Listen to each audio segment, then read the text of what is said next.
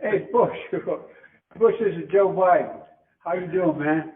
I'm doing good this afternoon, Mr. President. How are you doing? I'm doing fine. I understand there's 29 years you've been there. What'd you start when you were 10? Yeah, let's just say I started when I was 10, yes. Well, I got elected to the Senate when I was 29. I was only 15, so I get it. Okay, we'll make sure to put that on Wikipedia. Okay. Fire away, man. Thanks for having me. Hey, well, thanks for reaching out. I appreciate it. I know this year is going to be a big year. This election is going to be huge, historical.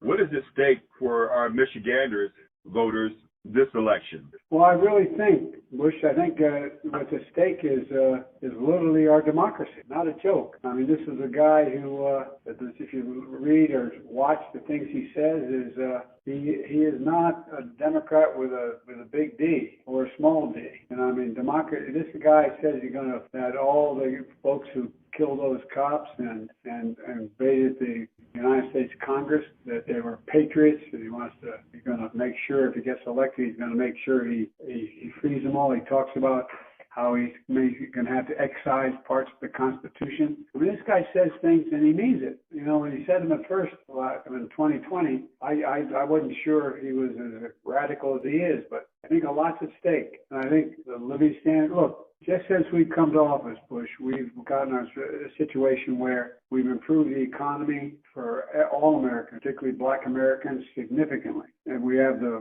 most advanced economy in the world now. We got a lot more work to do, don't get me wrong. But, I think but the threat to our democracy, our Constitution, is really at stake. Trump's presidency would mean a return to chaos, division, violence, MAGA extremism. And this is a once-in-a-generation moment to stand up and save democracy and defend our rights. But it's going to take all of us, and Michigan played an important role in rejecting the MAGA extremists in 2020, putting us on a path to progress. And primary is another opportunity to make your voice heard. So I just want to make one thing clear. Polls open at 7 o'clock on Tuesday, close at 8 o'clock, and you go to iwillvote.com to find out your polling place. Make your voice heard, please. You know, a lot of people have been told or have the mindset that their voice doesn't count. What can you say to those people to reassure them that their vote is just as important as the next person? Their vote's not just as important. In a sense, it's more important. The reason I say that is because, look, I got started in politics as a 29-year-old kid before that in the civil rights movement. My state was segregated by law, and I got involved as a kid in high school and desegregating anyway. So it's we've come a long way. We've got a hell of a lot further to go, but we're making enormous progress. For example, if you think about it, you have a situation where we've been able to increase the lowest unemployment rate in the history of America for African Americans. We're in a situation where we created 1.5 million new jobs, but 2.8 million are Black voters. Black wealth is up 60% since the pandemic. Black businesses starting up at a faster rate than any time in 30 years. And Black families have health care coverage under the ACA more than ever before. Cut Black child poverty in half in 3 years. Black home ownership is up. We've invested $7 billion. I come out of the HBCU background, and I've been able to invest $7 billion in HBCUs because they don't have the endowments to build the laboratories and background to train the workers for the high-paying jobs. Well, we invested $7 billion in HBCUs. And we canceled $138 billion in student loans, and the Black borrowers borrowed more, and 3.9 million borrowers got their debt wiped out. We've increased, education opportunities.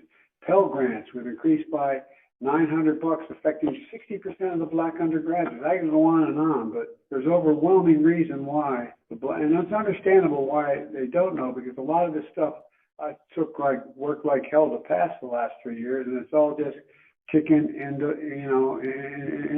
play right now. And but I'm sorry, I'm talking too long, but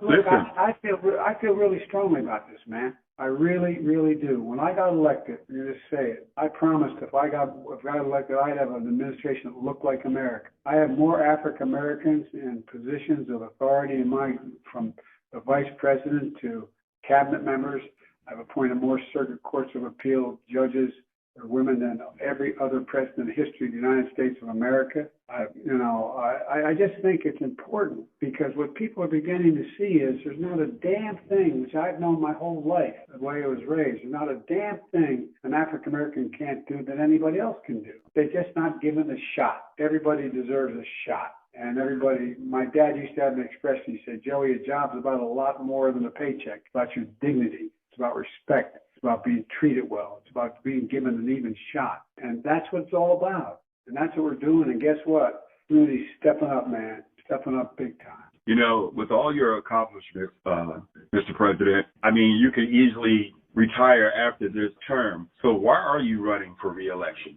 Donald Trump.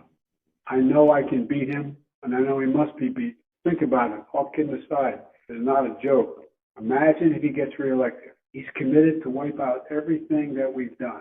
I'm not generically, specifically. He wants to do away with the Affordable Care Act, which provides incredible help for folks who, in fact, have pre-existing conditions. He says he wants to do away with the cap I put on the ability of the Medicare to negotiate prices for drugs. How many people I know have a lot of people growing up who, in fact, and now, who need insulin. Well, they're having to pay $400 a month for these prescription drugs. Well, now they only have to pay $35 a month because you got a law passed saying Medicare could, in fact, negotiate those prices with the drug industry. And by the way, you know what that does? That saves the taxpayer $160 billion. Because instead of paying out, it's not just on prescription, that prescription, but it's about, for example, beginning at the end of this year, any senior has a bill that total bill exceeding $2,000 doesn't have to pay it because Medicare is going to take care of it because you can't, and that's a big deal because some drugs are $15,000 a year for cancer. And, it's just about tax fairness. I mean, look, he wants to cut Social Security, wants to cut Medicare. I mean, we got to stop it. I mean, and these affect not only African Americans, but primarily African Americans and middle class and poor white folks, as well as Hispanics and Asians and others, minorities. And we have to take them on. Well, I appreciate your honesty, your candor, Mr. President. And I know you have a busy schedule today. And I just appreciate you taking time to reach out to Bush here in Michigan and sharing your thoughts on this year's election. Well, Bushman, thank you for what you're doing. Look, the biggest thing is getting information to people. And with the way things work these days, it's awful hard to get that information out. And there's so many lies going out on the internet, so many lies going out that it's hard to cut through. But with guys like you, Bushman, you've been straight up, and you've had a major impact on the community. And just remember, go out and go to iwillvote.com to figure where you're going to vote because the country needs. I really mean it. Don't let them talk you out of it. Absolutely not. We'll make sure we do that, and I'll keep spreading the word. Thank you, Mr. President. I look forward to personally meeting you, pal, if you're willing. Yes, God willing, we'll make that happen one day, hopefully soon. Okay. Thank you, pal. Thank you.